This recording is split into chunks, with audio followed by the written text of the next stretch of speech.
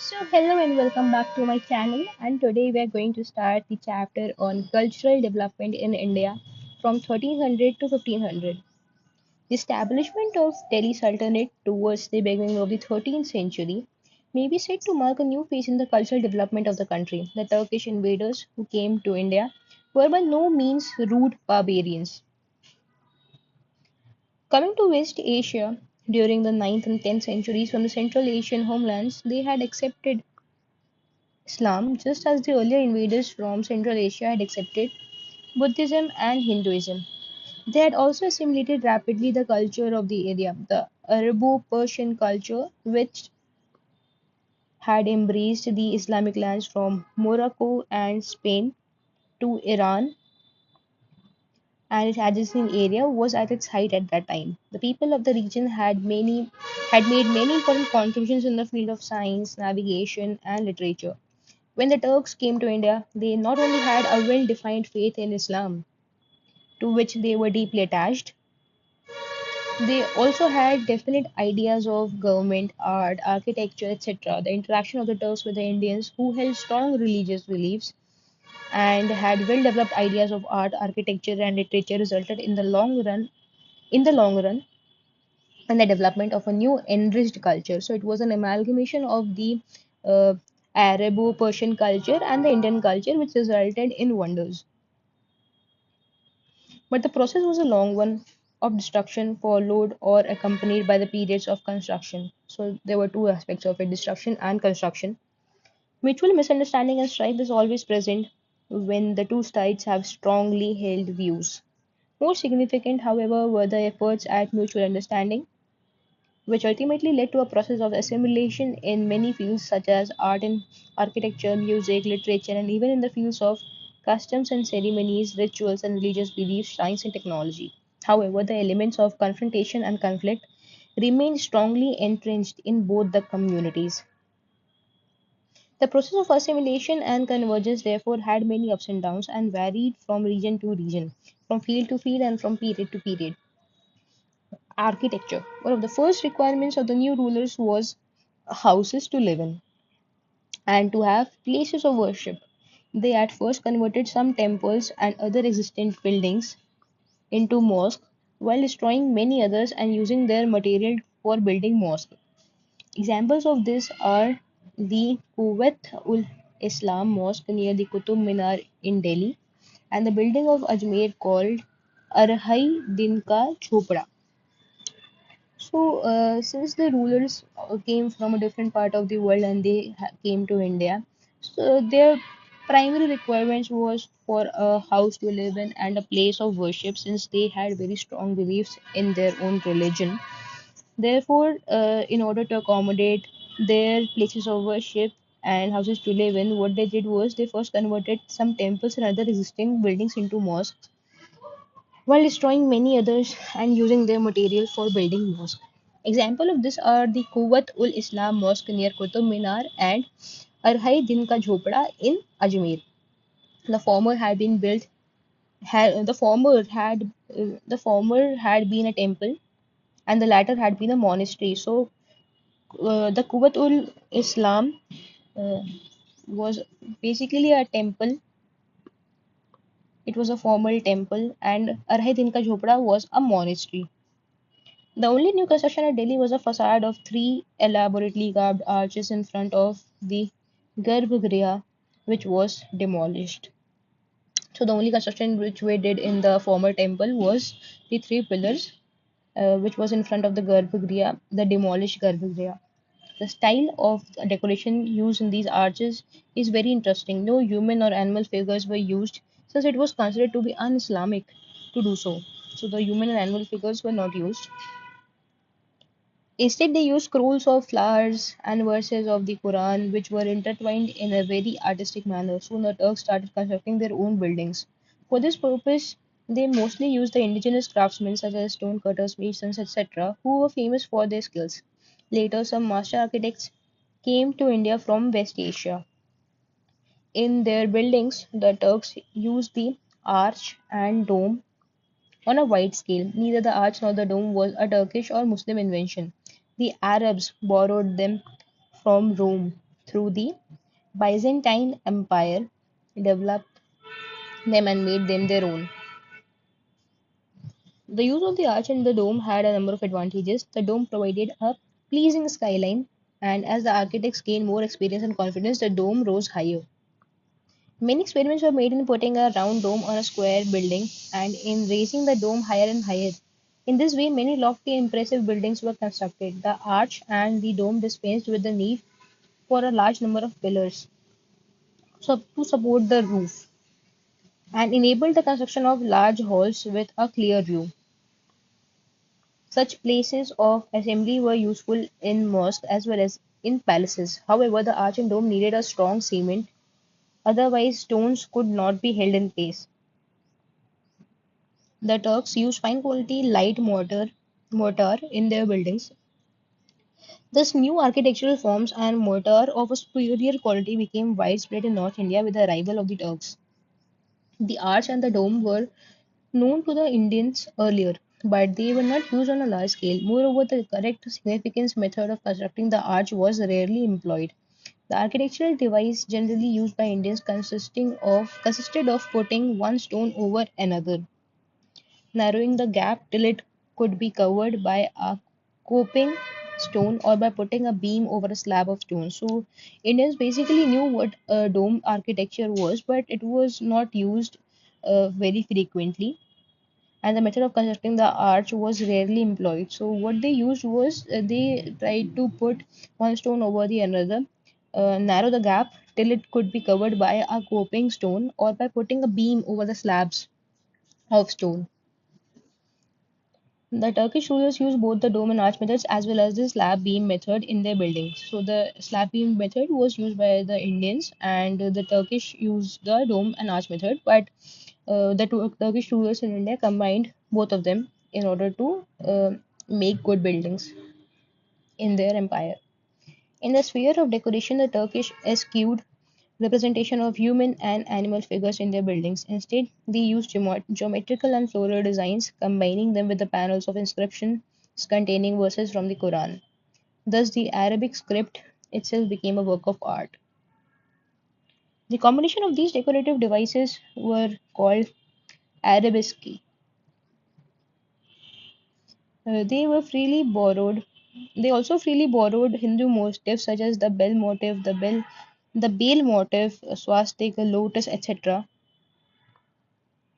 Thus, like the Indians, the Turkish were intensely fond of decoration. The skill of the Indian stone cutters was fully used for the purpose. The walls of the small tomb of Iltutmish near Qutub Minar in Delhi were so intricately carved that hardly a square inch is left vacant. The Turks also added colors to their buildings by using red sandstone. Yellow sandstone or marble was used in these buildings for decoration and to show off the color of red sandstone. The most magnificent building constructed by the Turks in the 13th century was the Qutub Minar. This tapering tower, originally 1.4 meters high, was begun by Aibak and completed by Iltutmish. It is wrong to think that it was dedicated to the Sufi saint Qutb ud-Din Bakhtiyar Kaki, the venerated saint of Delhi, since it was not called at the time as Qutb Minar but the Kuwait ul Islam Mosque. So it began in the regime of Aibak and was completed by Iltutmish. It is wrong to say that it was dedicated to the Sufi saint Qutb ud-Din Bakhtiyar Khaki, the venerated saint of Delhi, because at that time it was not called Qutb Minar but was called Quwwat Islam. Although traditions of building buildings are to be found both in India and West Asia, the Qutb Minar is unique in many ways. It derives its effect mainly from the skillful manner in which the balconies have been projected yet linked with the main tower. The use of red and white sandstone and marble in panels and in the top stages are the ribbed effect. The Khalji period saw a lot of building activity. Alauddin built his capital at Siri, a few kilometers away from the site around the Qutub. Unfortunately, hardly anything of the city survives now. Alauddin planned a tower twice the height of the Qutub but did not live to complete it. So Alauddin established his capital at Siri, which was a few kilometers away from Qutub, but we don't have any evidences or ruins of it because it's all gone now. The city does not survive now. So Alauddin he added an entrance door to the Qutub. This door, which is called the Alai Darwaza, has arches of very pleasing proportions. It also contains a dome which, for the first time, was built on correct scientific lines. Thus, the art of building the arch and the dome on scientific lines has been mastered by the Indian craftsmen by this time. There was great building activity in the Tughlaq period, which marked the climax of the Delhi Sultanate as well as the beginning of its decline. Ghiyasuddin and Muhammad Tughlaq built the huge palace fortress complex called Tughlaqabad. By blocking the passage of the Yamuna, a huge artificial lake was created around it. The tomb of Ghiyasuddin marks a new trend in architecture. To have a good skyline, the building was put upon a high platform. Its beauty was heightened by a marble dome. A striking feature of the Tughlaq architecture was the sloping walls. It is called batter and given the effect of strength and solidity to the building and gives the effect of strength and solidity to the buildings. However, we do not find any batter in the buildings of Firuz Tughlaq. A second feature of the Tughlaq architecture was a deliberate attempt to combine the principles of the arch and the lintel and beam in the buildings. This is found in a marked manner in the buildings of Firuz Tughlaq. The Hauz Khas was a pleasure resort and had a huge lake around it. It also had a madrasa. The same is to be found in some buildings of Firuz Shah's new fort, which is now called the Kotla, the Firuz Shah Kotla.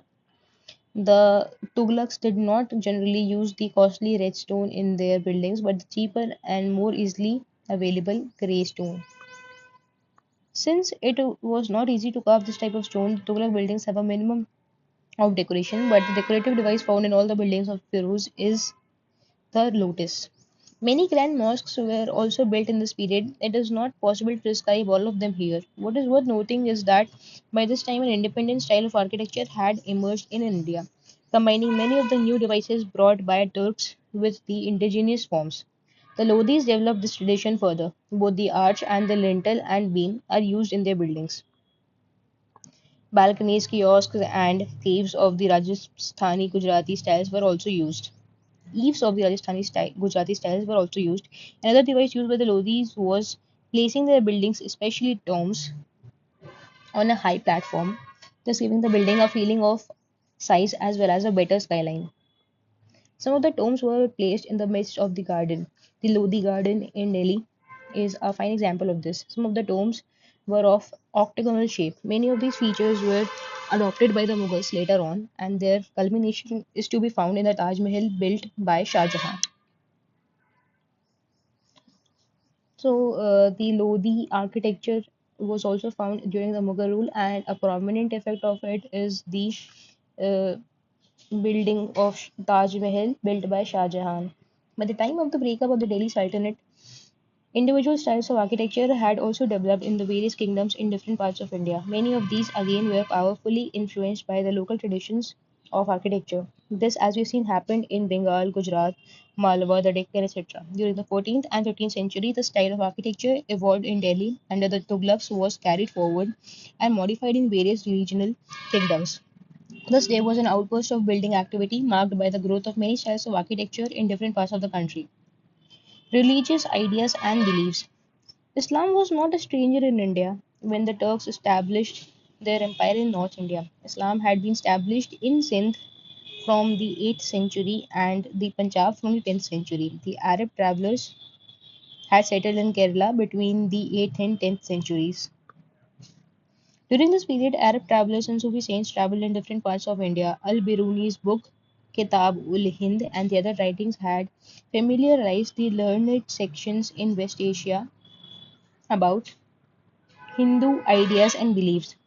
As has been noted earlier, Buddhist lores, Indian fables, and books on astronomy and medicine had been translated into Arabic.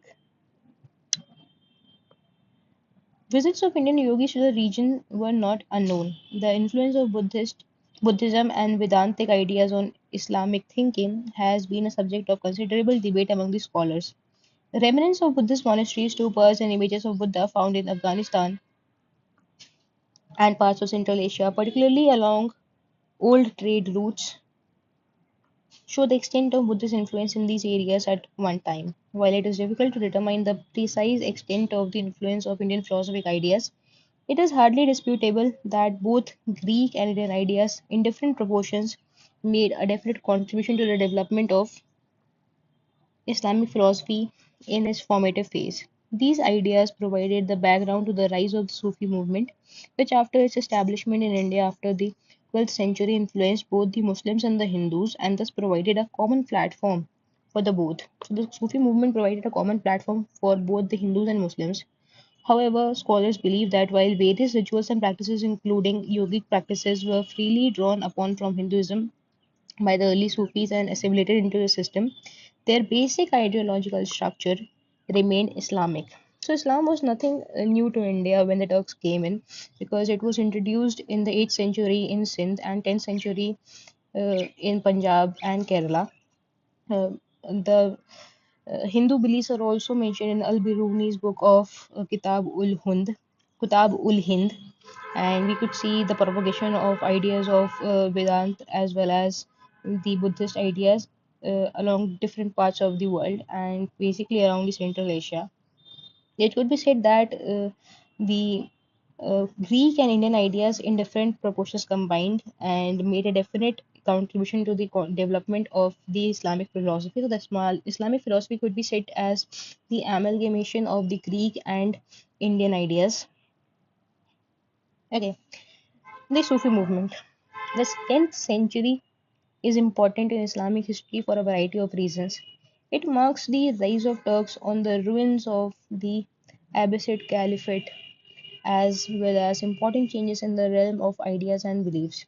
In the realm of ideas, it marks the end of the domination of the Mu'tazila or the rationalist philosophy and the rise of orthodox schools based on the Quran and Hadith, the traditions of the Prophet and his companions, and of the Sufi mystic orders. So the 10th century is of utmost importance to us because it marks as the rise of the Turks on the ruins of Abbasid Caliphate.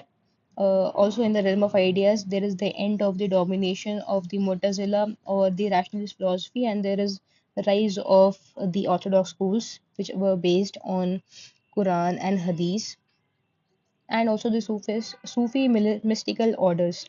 The rationalists have been accused of spreading skepticism and atheism.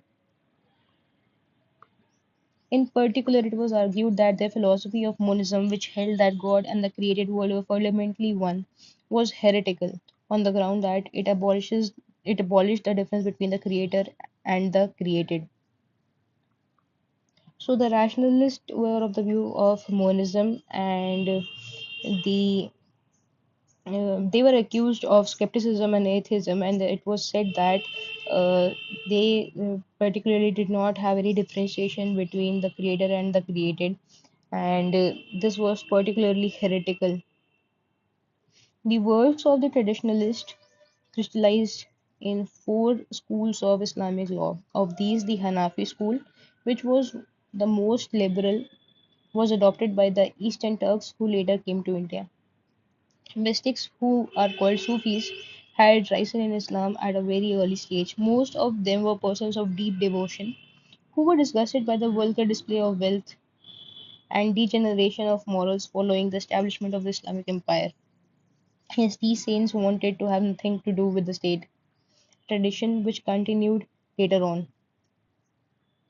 Some of the early Sufis, such as the woman mystic Rabia in the 8th century and Mansur bin Hallaj in the 10th century, laid great emphasis on love as the bond between God and the individual soul.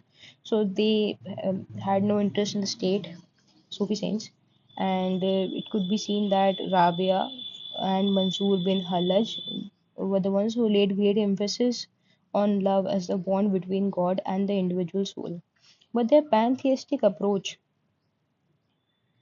led them into conflict with the Orthodox elements who had Mansur executed for heresy.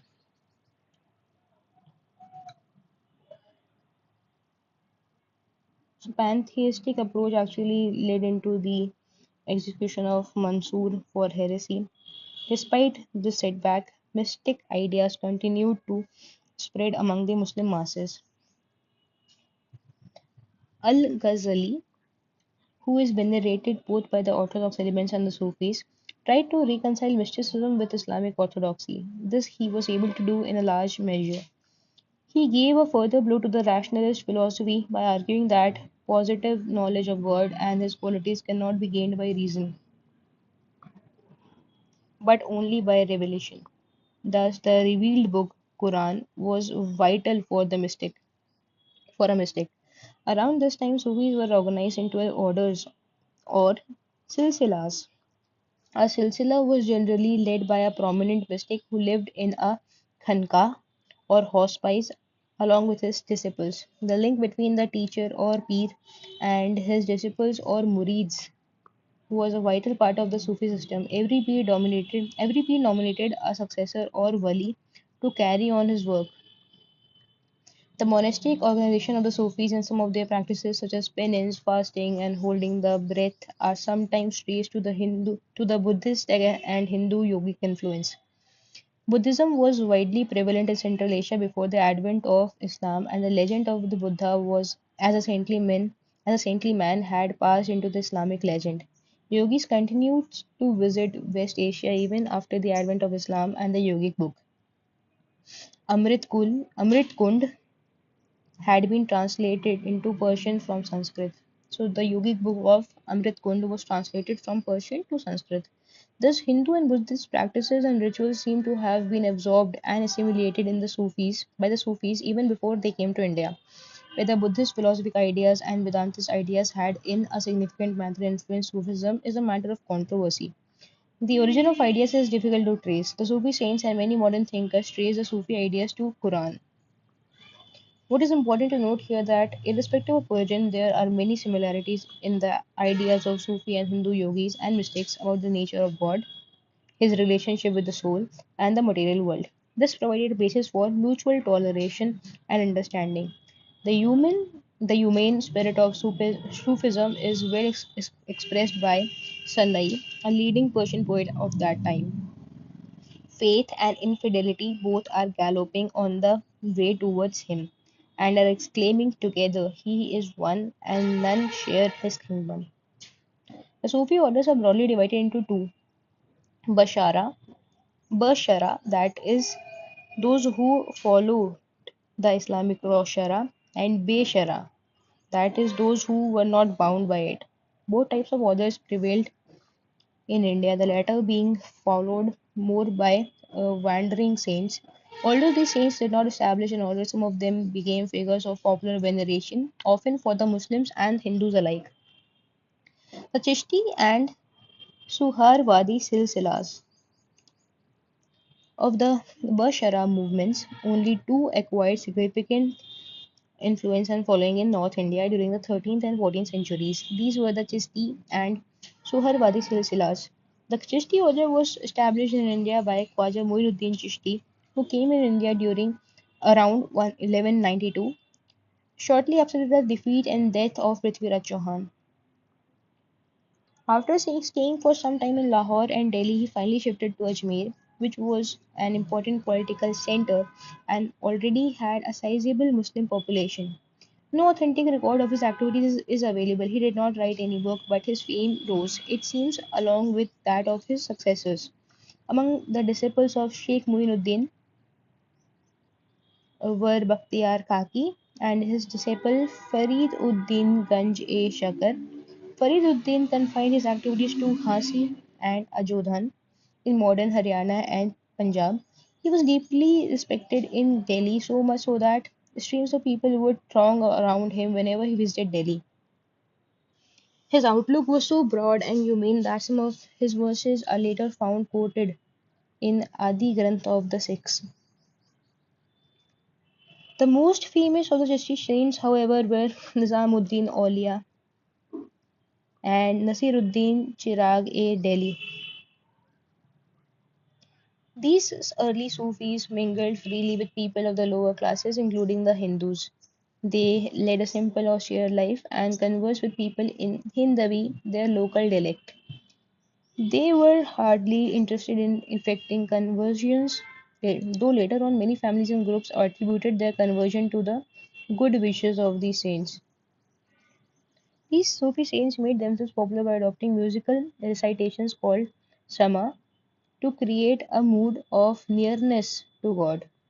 Moreover, they often chose Hindi verses for the purpose since they could make a greater impact on the listeners. Nizamuddin Aulia adopted yogic breathing exercises so much so that yogis called him a Siddh or perfect. After the death of Nasiruddin Chirag at Delhi in the middle of the 14th century, the Chishtis did not have a commanding figure at Delhi. As a result, the Chishti saints dispersed and extended their message to the eastern and southern part of India. The Suharwadi order entered India at about the same time as the Chishtis, but its activities were confined largely to the Punjab and the Multan. The most well-known saints of the order were Sheikh Sihabuddin Suharwadi and Hamiduddin Nagori. Unlike the Chishtis, the Suharwadi saints did not believe in leading a life of poverty. They accepted the service of the state, and some of them held important posts in the ecclesiastical departments. The Chistis, on the other hand, preferred to keep aloof from the state politics and shunned the company of the rulers and nobles. Nevertheless, both helped the rulers in their own way by creating a climate of opinion in which people belonging to different sects and religions could live in a place and harmony, in peace and harmony. While Mecca remained the holy of holies, the rise of popular saints provided a useful point of veneration and devotion to the mass of Muslims within the country. The Bhakti movement. The Bhakti movement, which stressed mystical union of the individual with God, had been at work in India long before the arrival of the Turks. Although the seeds of Bhakti can be found in the Vedas, it was not emphasized during the early period. The idea of the adoration of the personal God seems to have developed with the growing popularity of Buddhism. During the early centuries of the Christian era, under Mahayana Buddhism, the Buddha began to be worshipped in his gracious Avalokita form. The worship of Vishnu developed more or less at the same time. When many of the holy books such as Ramayana and Mahabharata were rewritten during the Gupta times, Bhakti was accepted along with Gyan and Karma as one of the recognized roads to salvation. However, the development of popular bhakti took place in South India between the 7th and the 12th century. As has been noticed earlier, the Shaiv Narayanars and the Vaishnavite Alvars disregarded the austerities preached by the Jainas and Buddhists and preached personal devotion to God as a means of salvation. They disregarded the rigidities of the caste system and carried their message of love and personal devotion to God to various parts of South India by using the local languages. So the Bhakti movement was already seated before the arrival of the Turks, and it could be traced, the origin of the Bhakti movement could be traced from the Vedas. The idea of the adoration of the personal God seemed to have developed with the growing popularity of the Buddhism. Although there were many points of contact between South and North India, the transmission of the ideas of the Bhakti saints from South to North India was a slow and long drawn out process.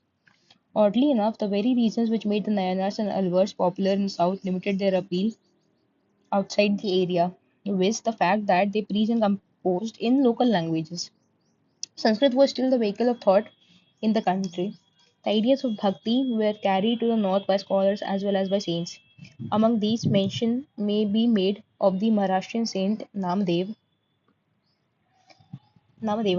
who flourished in the first part of the 14th century, and Ramananda, who is placed in the second half of the 14th century and the first quarter of the 15th century. Namadeva was a tailor who is said had taken to banditry before he became a saint.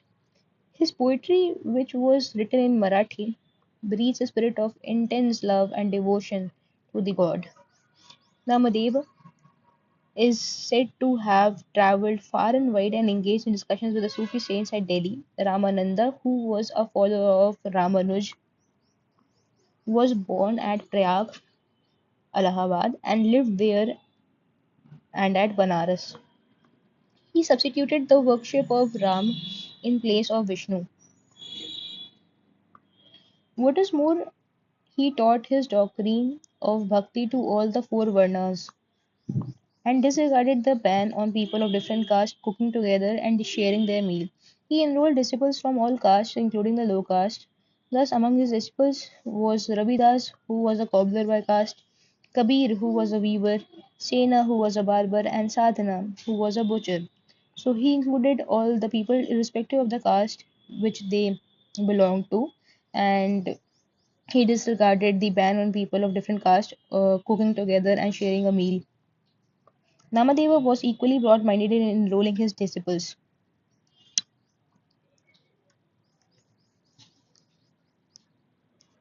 The seeds scattered by these saints fell on fertile soil. The Brahmins had lost both in prestige and power following the defeat of the Rajput rulers and establishment of the Turkish Sultanate. As a result, movements such as the Nath Panthi movement, challenging the caste system and the superiority of the Brahmanas, had gained popularity. These coincided with the Islamic ideas of equality and brotherhood which had been preached by the Sufi saints. People were no longer satisfied with a religion which only emphasized ceremonies and forms. They wanted a religion which could satisfy both their reason and emotions. It was due to these factors that the Bhakti movement became popular in North India during the 15th and 16th century. Among those who were most critical of the existing social order and made a strong plea for Hindu Muslim unity, the names of Kabir and Nanak stand out. There is a good deal of uncertainty about the dates and early life of Kabir. Legend has it that he was the son of a Brahmin widow who abandoned him after his birth and that he was brought up in a house of a Muslim weaver. He learned the profession of his adopted father by living at Kashi. He came in contact with both the Hindu and Muslim saints. Kabir, who is generally praised in the 15th century, emphasized the unity of God, whom he calls by several names such as Ram, Hari, Govind, Allah, Saint, Sahib, etc. He strongly denounced idol worship, pilgrimages, bathing in holy rivers, or taking part in formal worship, including namaz. Nor did he consider it necessary to abandon the life of a householder for the sake of a saintly life.